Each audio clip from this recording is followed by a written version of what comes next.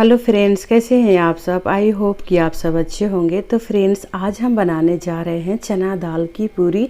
चना दाल की पूरी यूपी और बिहार की शान है। इस चना दाल पूरी को हर त्यौहार में यूपी बिहार में बनाया जाता है। तो यहाँ पर देखिए 1 कप हम ले लिए हैं चना दाल। चना दाल को हमने 2-3 बार अच्छे से साफ़ कर लिया है। उसके बाद हम यहाँ पर कुकर में डाल देंगे। कुकर में डाल करके 6-7 विसल आने देंगे तो दाल हमारा बिल्कुल अच्छे से उबल जाएगा। तो यहाँ पर हम ले लिए हैं 1 कटोरी दाल, तो 4 कटोरी हम पानी डालेंगे उबलने के लिए।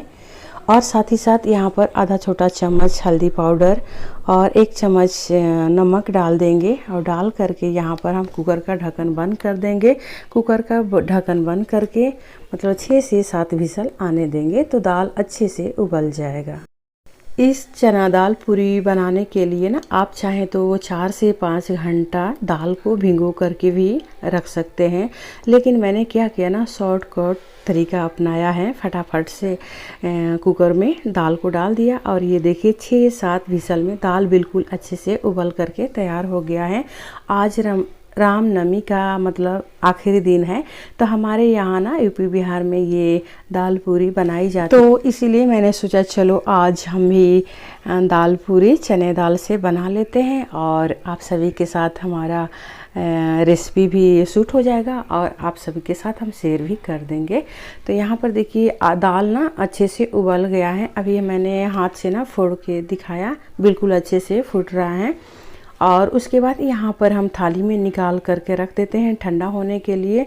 ठंडा हो जाएगा तो मिक्सी जार में ढाल करके पीस करके हम तैयार करेंगे। तो यहाँ पर दाल बिल्कुल अच्छे से उबल गया है। यहाँ पर हम थाली में निकाल देते हैं ठंडा होने के लिए। ठंडा हो जाएगा तो हम मिक्सी जार में पीस लेंगे। और उसके बाद ना पहले तो हमारे गाँव में सिलवट्टी पर भी पीस करके तैयार किया जाता है, लेकिन अब क्या है ना, मिक्सर जार आ गया है तो अब तो बिना मिक्सर जार के हमारा तो काम ही नहीं होता है। और उधर दाल ठंडा हो रहा है।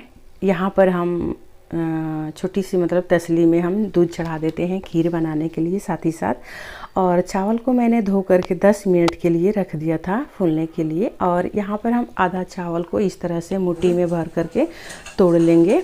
उसके बाद हम खीर बनाएंगे। तो खीर बनने के लिए हम यहाँ पर चढ़ा दिए हैं दूध अच्छे से उबल गया है। और उसके बाद चलिए चावल को भी मैंने तोड़ लिया है। आधा चावल तोड़ लिया है, आधा मतलब ऐसी है। उसके बाद ना हम दूध में चावल को डाल देंगे। डाल करके इस तरह से अच्छे से हम मिक्स कर लेंगे। और ये देखिए दाल ना इधर ठंडा हो गया है। खीर बनने के लिए हम छोड़ देते हैं। यहाँ दाल भी ठंडा हो गया तो मिक्सर जार में हम दाल को डाल देते हैं।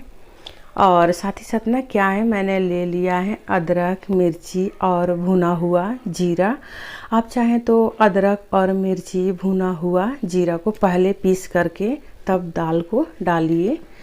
और मैंने ऐसे नहीं किया, दाल के साथ ही डाल दिया है। मिर्च और अदरक भुना हुआ जीरा दाल के साथ ही पीस जाएगा। अगर आप चाहें तो पहले पीस सकते हैं दाल के, या दाल के साथ भी पीस सकते हैं। या देखिए यहाँ पर अदरक, मिर्ची और भुना हुआ जीरा डाल करके हम इसे पीस लेते हैं। आप चाहें तो यहाँ पर लहसुन भी डाल सकते हैं। और चलिए अब इनको हम पीस करके देखिए इस तरह से तैयार कर लिए हैं दाल को। इस दाल को पीसने के लिए हमें ज़रा भी पानी डाल करके नहीं पीसना है। और ये तो मैंने दोनों साथ एक ही साथ में कर लिया, मिर्ची, अदरक, जीरा और दाल को एक ही साथ में पीस करके तैयार कर लिया है। बार बार हमें अलग नहीं करना पड़ेगा। और ये देखिए दाल पीस करके हमने तैयार कर लिया है। एक बाउल में हम डाल देंगे 2 कटोरी आटा। और आटा को इस तरह से मतलब फैला लेंगे और थोड़ा सा नमक डालेंगे। और नमक डाल करके अच्छे से हम मिक्स कर लेंगे। मिक्स करके थोड़ा थोड़ा हम पानी डाल करके एक सॉफ्ट आटा गूँथ करके तैयार कर लेंगे। जैसे हमने रोटी पराठे के आटे गूँथते हैं ना, बिल्कुल सेम उसी तरह से हमें गूँथना है। तो यहाँ पर हम थोड़ा थोड़ा पानी डाल रहे हैं। पानी डाल करके आटा को गूँथ करके हम तैयार कर लेंगे। देखिए इस तरह से।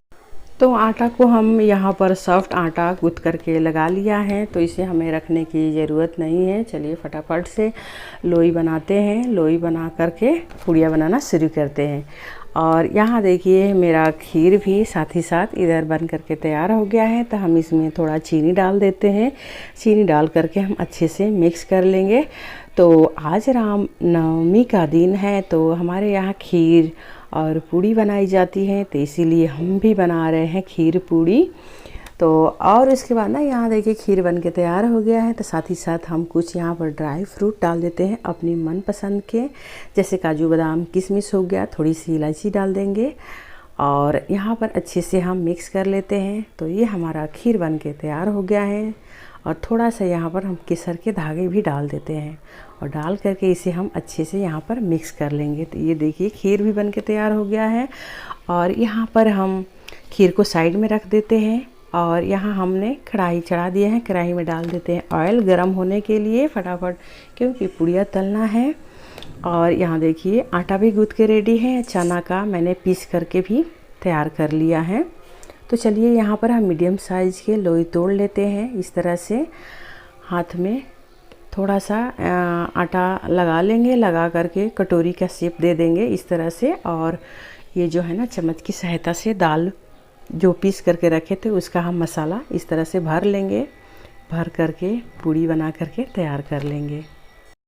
तो यहाँ पर हम चने दाल की स्टफिंग को भर लेते हैं 1 से 1.5 चम्मच।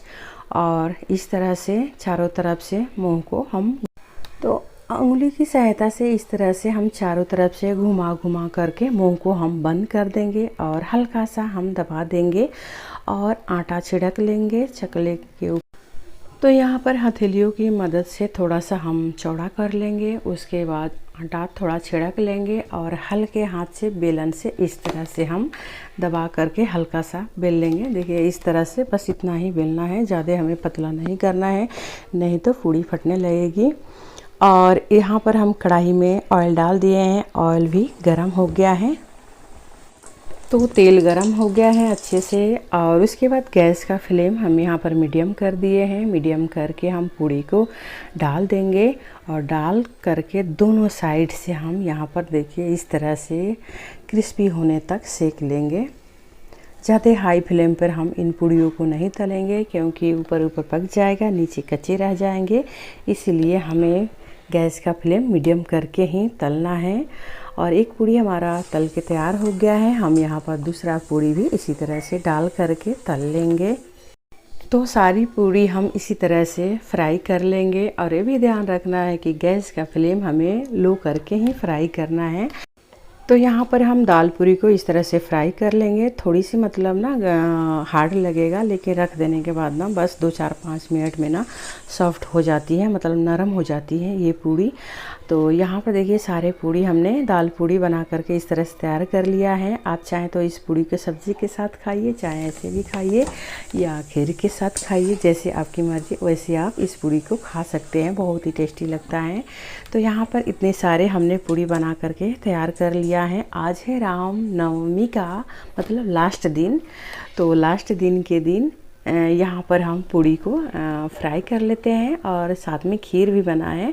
तो उसके बाद नहीं बनने के बाद हम भगवान जी को सबसे पहले भोग लगाएंगे इसी दाल पूरी और खीर से। तो चलिए इस तरह से हम सारे पूड़ी को हम सबसे पहले बेल करके बना करके तैयार कर लेते हैं। उसके बाद भगवान जी को हम भोग लगाएंगे। तो कुछ इस तरह से हमारा राम नवमी के दिन इस तरह से दिन रहा।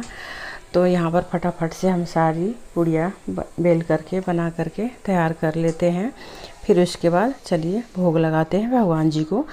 तो सबसे पहले यहाँ पर हम प्लेट में निकाल देते हैं भगवान जी को, जैसे कि पूड़ी और खीर। और ये देखिए इतना सारा मैंने पूड़ी बना करके तैयार कर लिया है। तो चलिए भोग लगा देते हैं। तो यहाँ पर भगवान जी को भोग लगा रहे हैं। उसके बाद ही प्रसाद सभी को हम देंगे।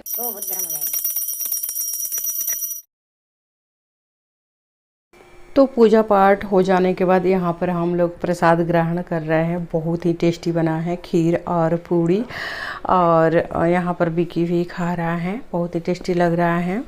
फिर उसके बाद इस तरह से ही हमारा दिन गुजरा राम नवमी के दिन। तो बस यहीं पर वीडियो का एंड करते हैं। Bye bye.